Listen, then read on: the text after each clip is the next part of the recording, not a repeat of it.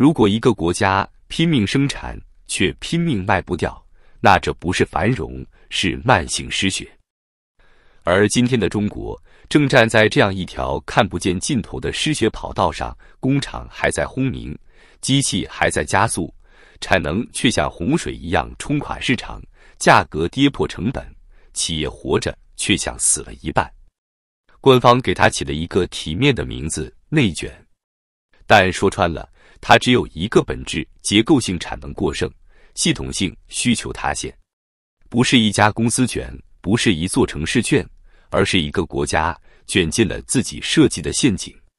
很多人以為內捲是這2年的新詞，其實它只是一個症狀。真正的病是中國長達20年的增長模式。這個模式的核心邏輯只有一句話：把家庭的未來拿去給投資續命。數據擺在那，根據公開統計，中國家庭消費佔 GDP 比重長期徘徊在 38% 左右，遠低於發達經濟體普遍 60% 至 70% 的水平。而同期投資佔比常年超過 40%， 靠地產、基建和製造業強行堆出來的增長幻覺。說白了，中國家庭拼命工作，卻拼命不敢花錢；政府拼命上項目，卻拼命不讓民富。結果是什麼？生產跑在消費前面，像火車沒有剎車，一路狂衝。而當房地產在2021至2022年轟然倒塌後，這輛沒有剎車的火車被北京強行改道，衝進了製造業軌道。於是新三樣：電動車、動力電池、太陽能光伏被推上神壇，成了續命稻草。但結果卻是更猛烈的產能泛濫。2021年開始，地產投資斷崖式下滑。據公開數據，房地產投資在2024年累計下降超過 10%， 商品房銷售面積同比降幅超過 20%。地方財政被砍斷一條腿，土地財政崩塌。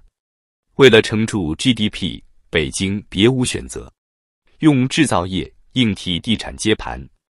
於是各地政府再一次集結衝鋒，拼補貼、拼園區、拼指標、拼貸款額度。表面看是產業升級，實質上是產能大躍進。僅2023至2025年，中國製造業投資年均增長超過 8% 至 9%， 遠超消費增速與內需恢復速度。而需求端呢？居民收入增長放緩，失業率居高不下，青年失業率一度突破 20%， 官方口徑優化統計以後重新計算，仍處高位。消費復甦疲軟，社融更多流向生產端，家庭端的購買力被壓得越來越薄。結果就是越投越多，越賣越難，越難越捲。如果說哪一行最能體現中國內捲經濟的荒誕，太陽能光伏絕對是樣本中的樣本。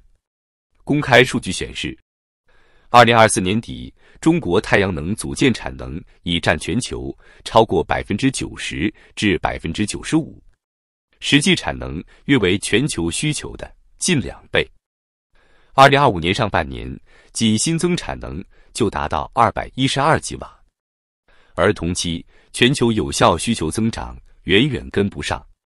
結果導致什麼？多數光伏企業產能利用率跌破 40%， 組件價格跌到接近甚至低於成本線，行業內普遍虧損，多家龍頭連續數季度淨利潤為負。2024年至2025年，光伏產業鏈裁員比例高達 30% 左右。有些工廠還在生產，只不過每多生產一塊電池板，就多虧一份錢。這已經不是商業競爭了，這是集體慢性自殘。面對崩盤式內捲，監管層也開始慌了。2025年8月1日，行業內部流出方案，計劃設立一個規模約500億元人民幣的產業基金，專門用於收購並關閉約1/3低質量光伏產能。消息一出，多晶硅價格短期上漲超 70%。光伏龍頭股票迎來一波政策行情，市場輿論瞬間轉向行業復甦。很多人以為轉機來了，但如果只靠行政強制關廠，問題真的解決了嗎？不，這只是把病灶推遲，而不是切除。因為你今天關掉光伏，明天資金還會被引去 AI 硬件、儲能、電芯、算力設備。只要整個模式不變，產能過剩就會流向下一個賽道。從鋼鐵、房地產到新能源，再到半導體、算力產業，你以為是風口輪換，其實是災難遷徙。中國的內卷不是市場失靈造成的，它來自一個不願被說破的問題：政治目標壓過了經濟規律。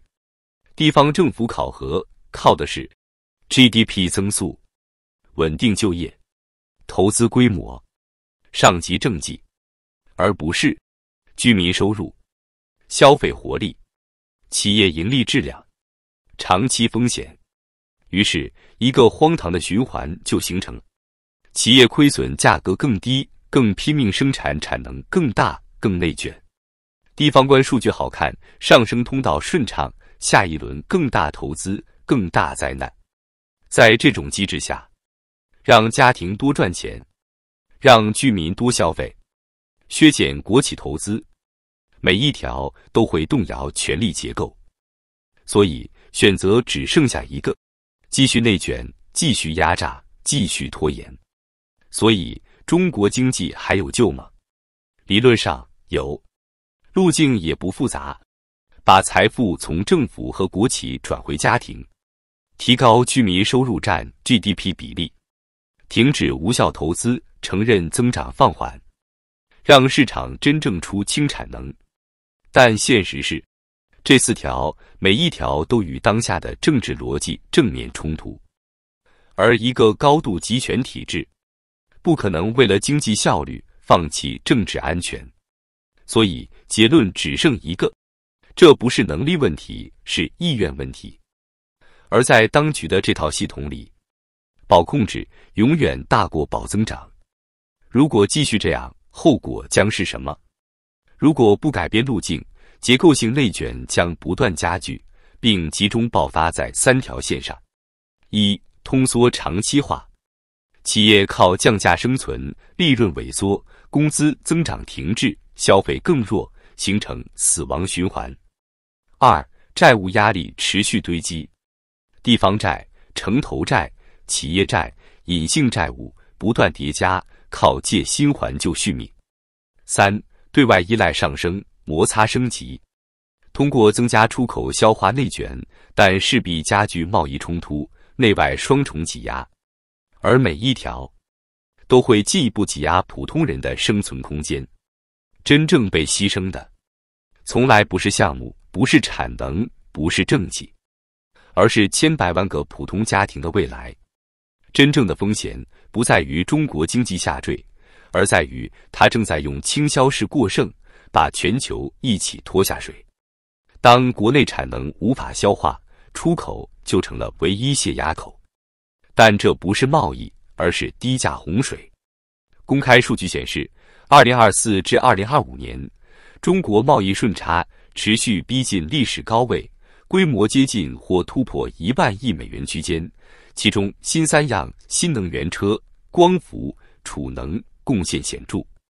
部分光伏組件出口報價低於歐美本地生產成本30%以上，這意味着中國不是在賣產品，而是在用國家級成本優勢改寫全球價格體系。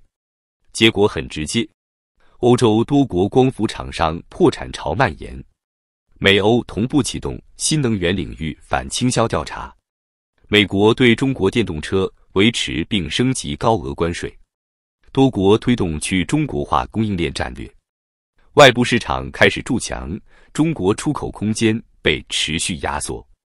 未來中國企業面對的不再是參與全球競爭，而是被系統性排斥後的內部絞殺，外面進不去，裡面捲到死。而代價不會只落在企業身上，它會層層傳導，最終擊中兩個群體：中產和年輕人。根據公開數據，2025年中國高校畢業生規模突破1200萬，而城鎮新增崗位增速卻持續放緩。一線城市部分行業薪資連續2年實質性縮水，房地產調整又鎖死大量中產資產負債表，財富效應反轉。結果是，就業難、收入停滯、資產縮水3重疊加。與此同時，通縮正在悄然形成結構性壓力。工業品出廠價格指數連續多月低迷，企業利潤被擠壓，投資意願下滑，消費預期進一步疲軟。這種循環一旦固化，將進入低投資、低就業、低消費，在低投資的通縮鏈條，類似日本失去的30年，但疊加更高債務率和更快老齡化。而問題的核心並不神秘，中國經濟長期依賴投資拉動加產能擴張模式，家庭收入佔比被壓縮，消費長期滯後。一旦房地產這個超級引擎熄火，所有結構性矛盾被迫集中爆發在製造業。解決路徑並非不存在，提高居民收入佔比，削減過剩產能，允許市場出清。但這意味着財政轉向家庭，權力讓渡於市場，現實中幾乎不可執行。於是，北京選擇繼續靠製造業衝量、科技產業投資續命，卻只是把內捲從房地產轉移到新能源、半導體、儲能等領域，讓新的泡沫替舊泡沫站崗。短期看 ，GDP 還能維持體面數字；長期看，債務更高，產能更重，空間更小。中國經濟不會瞬間崩盤，它更像是一個慢性衰竭系統，增長逐年變鈍，信心逐層流失，壓力則向底層持續下沉。當增長紅利耗盡，資本回報消失，出口通道受阻，最終被消耗的不是數據，而是人口與時間。這才是內捲真正可怕的地方。